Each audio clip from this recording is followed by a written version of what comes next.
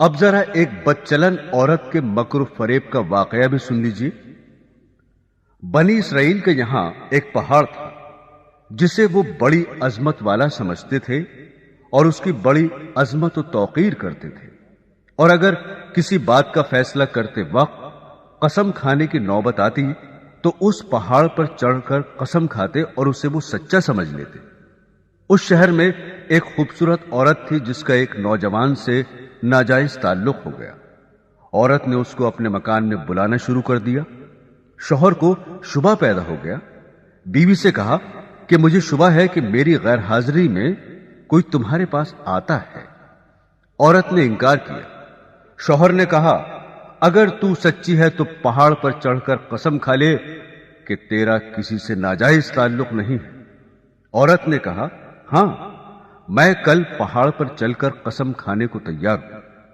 ادھر اس نے اپنے آشنا سے کسی طرح چھپ کر یہ کہہ دیا کہ کل تم پہاڑ کے نیچے ایک گدھا لے کر کھڑے رہنا، میں اور میرا شوہر پہاڑ پر چڑھنے کے لیے وہاں آئیں گے، اور میں شوہر سے کہوں گی کہ پہاڑ پر چڑھتے ہوئے میں تھک جاؤں گی، اس بہانے تمہارا گدھا کرائے پر لے کر میں اس پر سوار ہو کر پہاڑ پر چڑھوں گی۔ تم گدھے والے کے بھیس میں وہاں موجود رہنا اور گدھے پر مجھے سوار کر کے میرے ساتھ ساتھ چلنا۔ چنانچہ جب دوسرے روز میاں بیوی پہاڑ پر چڑھنے کے لیے گھر سے نکلے اور چلتے چلتے پہاڑ کے پاس پہنچے تو وہاں اس کا آشنا گدھے والے کے بھیس میں گدھا لیے کھڑا ہوا تھا۔ عورت نے شوہر سے کہا چلتے چلتے میں تھک گئی ہوں، مجھے یہ گدھا کرائے پر سواری کے لیے دو۔ شوہر نے گدھے والے سے کرایہ مقرر کیا اور بیوی کو گدھے پر سوار کر کے تینوں پہاڑ پر چڑھنے لگے۔